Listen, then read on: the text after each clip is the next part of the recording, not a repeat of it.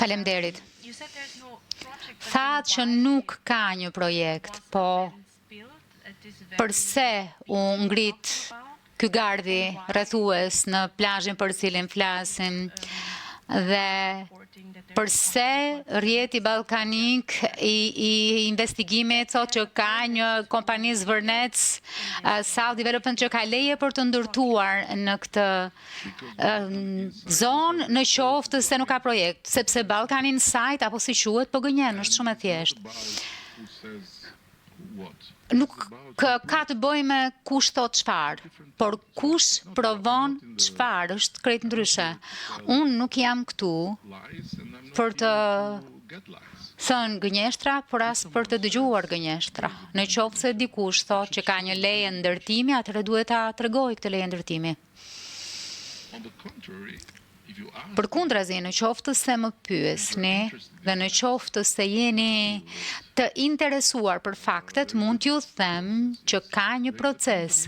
Po, ka një kompani, sigurisht që ka një kompani. Ç'do të thotë kjo? Në qoftë se ka një kompani, nuk do të thotë që ka një projekt. Është një kompani, pra ka një shprehje interesi, ka një proces që ka nisur me autoritetet, është një pronë private për ta bërë shumë të qartë. Sepse është kaq shqetësuese kur kalon nëpër të gjithë këta zinxhir të tërë postimesh pas postimesh dhe sheh gjëra që janë kaq të pasakta. Dhe që janë kaq neveritse, dhe në qoftë se nuk do t'isha në këtë pozicion, në qoftë se nuk do t'isha plotësisht i vetëdijshëm për faktin, që nuk do të njihja plotësisht faktin, do të më neveritej, të shije që qeveria ime apo kryeministri im po shesin një ishull, pa më treguar as fare pse dhe çfarë do të ndodhë. Po sigurisht që do të ndihesha i neveritur, por a është e vërtet? Kjo është e para. E dyta, Zvërneci dhe Ishulli janë dy projekte të ndryshme, nuk është i njëjti projekt. Çfarë do me thënë që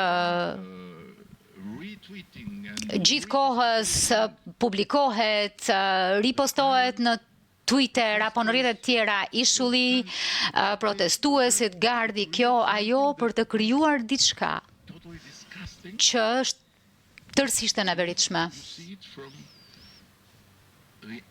Po ta shohësh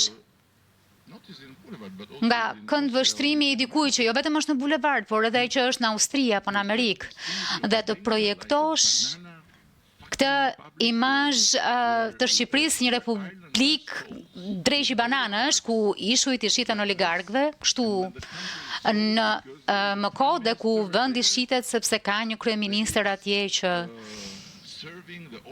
po ju shërben oligarkëve. Çfarë është kjo? Në qoftë se kjo është e vërtet, është e neveritshme, por a është e vërtet? Kjo është pyetja ime. Ju mendoni se keni sjell fakte këtu që provojnë të kundërtën e asaj që unë po them. Por jo, nuk është kështu. Kompania është e krijuar, shprehja e interesit është e pranishme dhe marrëveshja është private. Është mënyra se si zhvillohet çdo vend demokratik. Unë nuk njoh ndonjë vend në sferën demokratike që mund t'i ndaloj privatët të bëjnë marrëveshje midis tyre. Në qoftë se njihin ndonjë, më thoni.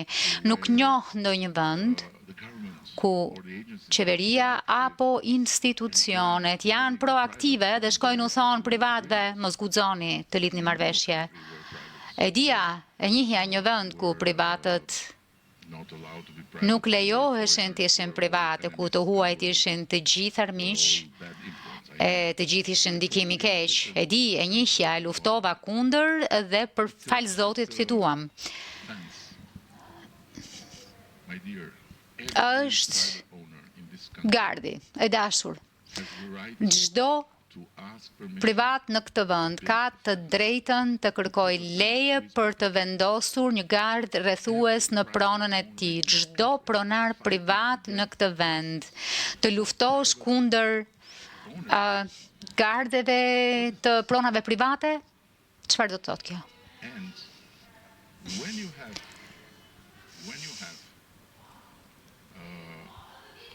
Dhe kur ka një proces të tillë, kur ka një marrje e dhënie me autoritetet për një projekt, kemi protokolle që vërtetojnë pikërisht të kundërtën. Kemi protokolle që vërtetojnë se ky vend